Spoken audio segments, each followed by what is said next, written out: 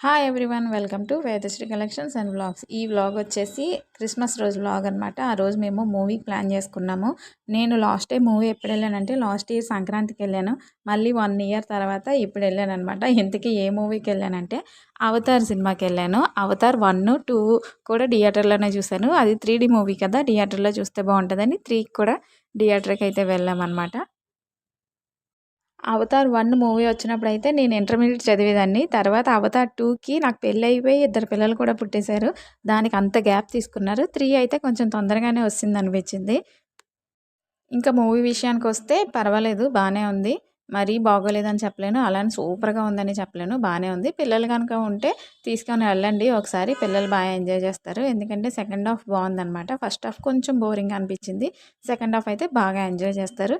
And మా video కనుక నచ్చితే లైక్ చేయండి. అండ్ మా ఛానల్‌ని సబ్స్క్రైబ్ కూడా చేసుకోండి. Thank you.